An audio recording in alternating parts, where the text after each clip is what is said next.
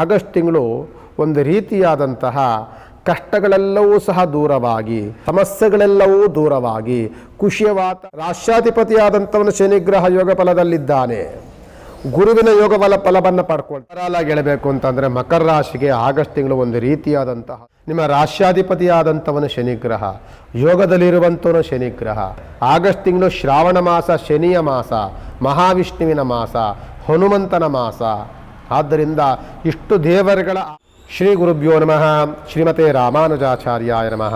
ಇದು ಮಾಸ ಭವಿಷ್ಯದಲ್ಲಿ ಮಕರ ರಾಶಿಗೆ ಆಗಸ್ಟ್ ತಿಂಗಳಲ್ಲಿ ಬರುವಂಥ ಮಾಸ ಭವಿಷ್ಯ. ಮಕರ ರಾಶಿಗೆ ನೋಡಿ ಅತ್ಯಂತ ಖುಷಿ ಪಡುವಂತಹ ವಾತಾವರಣ.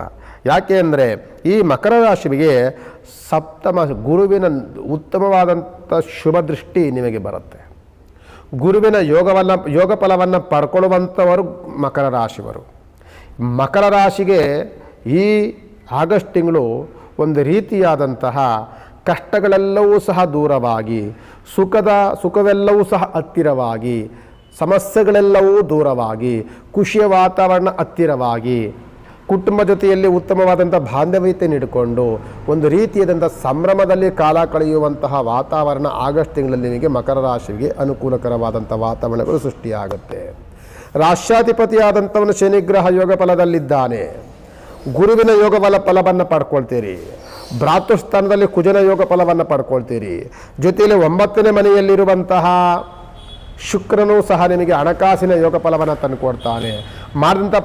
ಮಾಡಿದಂತಹ ಕೆಲಸ ಕಾರ್ಯಗಳಲ್ಲಿ ಹಣಕಾಸಿನ ಯೋಗ ಫಲ, ಬಿಸ್ನೆಸ್ಸಲ್ಲಿ ಉತ್ತಮವಾದಂಥ ಯೋಗ ಫಲ, ಕೈ ಹಾಕಿದ ಕೆಲಸದಲ್ಲಿ ಪ್ರಗತಿಯ ಫಲ, ಜೊತೆಯಲ್ಲಿ ಕೋರ್ಟು ಕಚೇರಿಗಳಲ್ಲಿ ಉತ್ತಮವಾದಂತಹ ವಾತಾವರಣ, ಸರ್ಕಾರಿ ಕೆಲಸಗಳಲ್ಲಿ ಮನ್ನಣೆ, ಕೈ ಹಾಕಿದ ಕೆಲಸದಲ್ಲೆಲ್ಲವೂ ಸಹ ಸಫಲತೆ.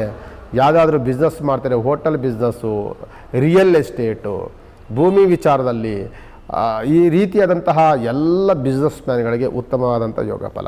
ಹೈನುಗಾರಿಕೆ ಮಾಡುವಂತಹ ಜನಗಳಿಗೆ, ಪ್ರಾಣಿಗಳನ್ನು ಕೊಂಡು ಮಾರುವಂತಹ ವಾತಾವರಣವನ್ನು ಇಟ್ಕೊಂಡಿರುವಂತಹ ರೈತಾಪಿ ವರ್ಗದವರಿಗೆ ಉತ್ತಮವಾದಂಥ ಯೋಗ ಫಲ.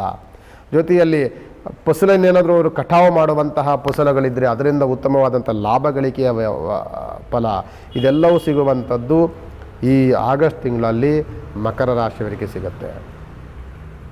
ಓವರಾಲ್ ಆಗಿ ಹೇಳಬೇಕು ಅಂತಂದರೆ ಮಕರ ರಾಶಿಗೆ ಆಗಸ್ಟ್ ತಿಂಗಳು ಒಂದು ರೀತಿಯಾದಂತಹ ಅದೃಷ್ಟದ ಮಾಸ. ನಿಮ್ಮ ರಾಷ್ಟ್ರಾಧಿಪತಿಯಾದಂಥವನು ಶನಿಗ್ರಹ, ಯೋಗದಲ್ಲಿರುವಂಥವನು ಶನಿಗ್ರಹ. ಆಗಸ್ಟ್ ತಿಂಗಳು ಶ್ರಾವಣ ಮಾಸ, ಶನಿಯ ಮಾಸ, ಮಹಾವಿಷ್ಣುವಿನ ಮಾಸ, ಹನುಮಂತನ ಮಾಸ.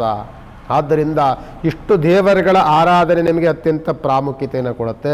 ಇಷ್ಟು ದೇವರುಗಳ ಆರಾಧನೆಯನ್ನು ನೀವು ಮಾಡಲೇಬೇಕಾಗಿರುವಂತಹ ರಾಶಿಯವರು ಈ ಮಕರ ರಾಶಿಯವರು.